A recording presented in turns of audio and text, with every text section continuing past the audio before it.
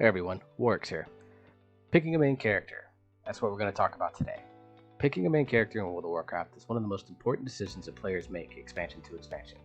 There's a lot of ways that people do this. They love a class fantasy, so they just play a class and they stick through it. They can do thick and thin, no matter what. Some people like to bounce between maybe one or two favorites and just play what they enjoy out of those classes, and some just want to play what's strongest. That's what we're going to discuss today, is how to process an approach that you can take to picking a main character. Originally was going to make this a video to discuss the approaches taken to make a main character and then talk about how I'm going to do my main character for Shadowlands, but I thought that video would get a little bit too long, so we're going to break it up and separate it into two videos. So for this one, we're going to talk about the philosophies and the approaches that you can take to picking your main character in Shadowlands, and in the second video that'll come out in the next couple of days, I'll be talking about my main character in Shadowlands and how I've kind of come to that approach, how I've used the approach that I prefer, and then also discuss how I've used that approach to kind of decide what I want to get out of the character. So first, let's look at the different ways you're going to choose your main character. Apologies there, bumped my own desk. So the first way is by looking at the meta specs for your role. Take a look at what performs well and does that. So as you can see here, I have a spreadsheet, dark background, so you don't have to look at white the whole time, and I've listed all the specs, their role within a group, and for DPS you can see I spec melee and range because that now matters for Mythic Plus and for raid. So this will kind of be used throughout this process to kind of show off some things. So meta specs. So just play what's really good and go from there. So for example, in Battle for Azeroth, Prot Warrior was very good as a tank in Mythic Plus. Outside of, a couple guys breaking in with Guardian Druid or maybe Vengeance Demon Hunter, almost every single top warrior in Mythic Plus key runs in terms of fastest keys and highest timed keys were all Prot Warriors. So you would, if you wanted to play like the best tank in Mythic Plus, you rolled the Prot Warrior. If you were looking for the best tank in Raid, you rolled Brewmaster Monk for majority of the expansion, Blood DK towards the end of the expansion. For DPS, you probably were playing a lot of Beast Mastery Hunter, Outlaw Rogue, Havoc Demon Hunter, Fire Mage towards the end of the expansion, maybe a little bit of Frost Mage early on. So you look at what's playing well. How do you discover what's a meta spec? Talk to guys that run in this top 1% basically of guys. So if you're looking at, for example, tanks, you want to talk to guys like Now, FemTV, Trell, guys that are MDI level tanks that perform at very, very high levels. If you're looking at healers, Growl, JD, Zmok, all those guys there. If you're looking from the raid side, you want to talk to like Limit Max, G from Echo, guys that perform at world first level rating and see what they're bringing to the table. There is a downside to this particular approach though, and that is that you're kind of at the mercy of tuning. And there's a good chance that depending on what balance changes happen, whether it's on a patch to patch basis or even hotfix to hotfix, and fingers crossed Blizzard does tuning on a more consistent basis than once every 3 months. As a result, this means that you could be re-rolling. So you start off, for example, Blood DK is getting a lot of hype as a good raid tank in Castle Nathria. Well, what happens if they nerf Blood in the first patch? All of a sudden now, if you only have a Blood DK as your main tank, but you're still a tank for your raid, you now have to go roll a Vengeance, Guardian, Brewmaster, Prot Paladin, Prot Warrior, whatever the case may be. You have to now go re-roll, do all of your catch up in your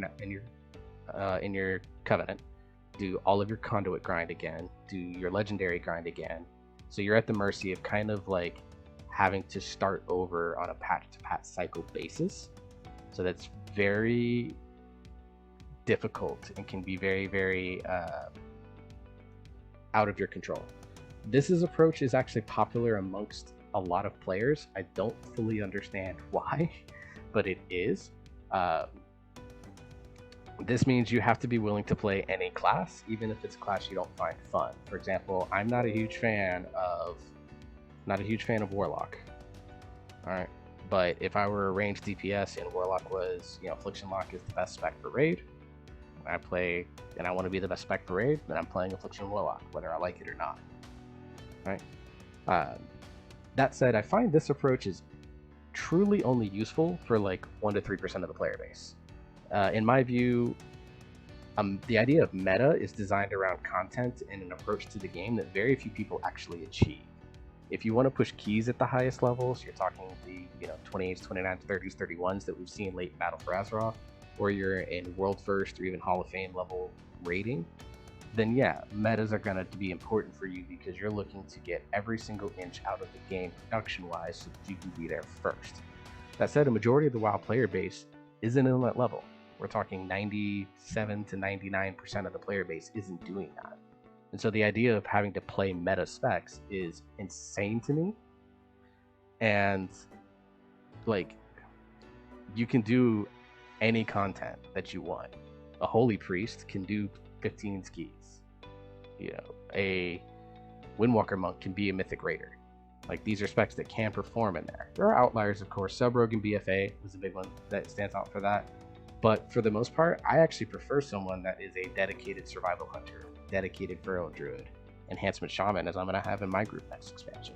I'd rather have those players in my group than random outlaw rogue number 2744, because it's likely that that enhancement shaman knows how to play his class and utilize their utility way better than this random rogue that probably only played rogue for the first time with this patch. So it's a small rant about the meta and the idea of meta, but forgive me for that. But we're going to move on now. The second approach is actually just finding the spec or class inside your role that is just the most fun.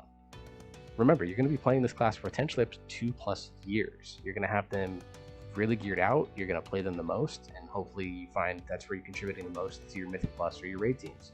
Having fun while doing it is really important, and it should be important. This is still a video game after all. Yeah, there are people that make money off the game. I hope to be one of them eventually, but still want to have fun.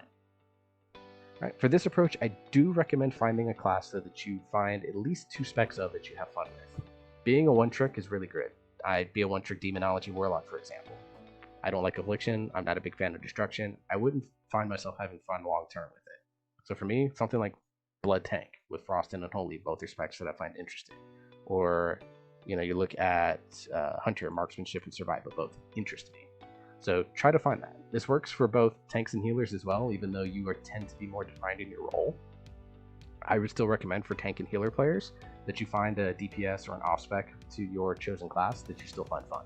So if you are a Mistweaver monk, for example, and you know you're going to be a healer 99% of the time, well, there's that 1% of the time you might be doing something else, and you still want to play your monk because you love the way the monk is. Do you have fun with Windwalker? Do you have fun with Brewmaster? If same thing goes for like Holy Paladin, do you have fun with these? You know, if you're a Discipline Priest, do you like Holy as a change of healing pace? Do you like Shadow as a change of DPS pace? DPS players, it's the same thing. You have to consider a lot more factors.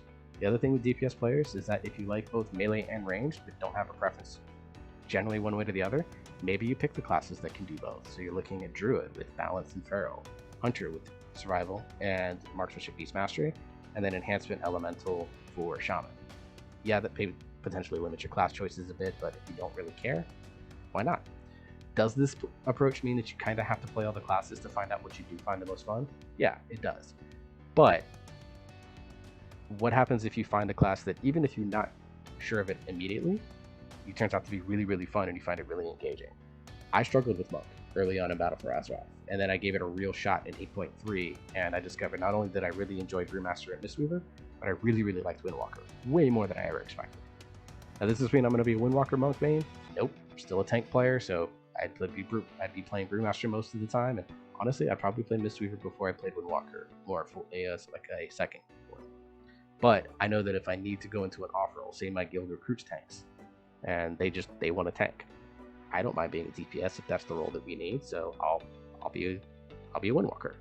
I'll bring Mystic Touch, or I'll be a Mistweaver if we need a healer for a 5-man group. So this would be a class, for example, and same goes for Death Knight. You know, if we needed melee DPS, I'm happy playing either of these specs, and so we'd be looking at that. So that's the end of that approach. Third approach actually is, I think, specific to Shadowlands only, and that is the Covenant system. With the Pull the Ripcord movement failing, Covenant choice is going to be extremely important for this expansion. What this does for class choice, though, is that it allows you to pick a class that is good for the Covenant you find most appealing. So if you are someone that really likes Kyrian, you like the way the back pieces look, you like the lore behind them, you like the look and feel of Bastion, that's where you want to spend most of your time. You love the story that's going on behind them. Maybe you saw the Afterlife skit and were just gripped by them. I know, like I was. Then maybe you decide, I don't care what class I play. I want something that's good for Kyrian. So a perfect example of this is Shaman. Enhancement, Elemental, and Restoration all benefit fairly well from Vesper Totem. So you'd feel comfortable knowing that you could have 3 roles that you could fill, and probably have a class that's going to be good for Kyrian for most of the expansion. This also, like the meta-spec approach, does have a downside where tuning could happen. Say Vesper Totem gets nerfed into the ground, all of a sudden now you still want to be a Kyrian, but Vesper Totem isn't really doing anything for you. You don't feel as effective as a result. Maybe you have to flip over to, say, like Hunter, or you look at Monk, which is another one that Kyrian is pretty okay for. So you have to kind of be careful about that, but I think that's a choice for Shadowlands only. Now that said, if you're picking your class based off of the Covenant aesthetics, you're probably not going to necessarily be someone that cares as much for your performance, because you have this headcanon of your character, which is fair, completely fair. My Death Knight has an entire backstory written around in the back of my head that I would probably write down one day. Nothing against that. I respect the heck out of people that don't care about power so much, they care about the RPG element. So kudos to you guys. But Covenant choice is something that could impact your class decision for this expansion. So that'll be a short and quick video, guys. That's pretty much the ways that I think you can approach picking your main for your main character choice for this expansion. If you have other methods that you feel like are valuable here, comment below down in the comment section down there. I don't really get much of any of them, so be one of the few people that actually talks to me in my videos. And don't forget to like and share this video and subscribe to the channel. It does mean a lot to me if you do that. Next up, I'll do a video on my main and how I got to choosing the class that I've chosen for my main for Shadowlands. Until then, everyone, stay safe, wear your mask, you're an American, vote this November, and I will see you next time.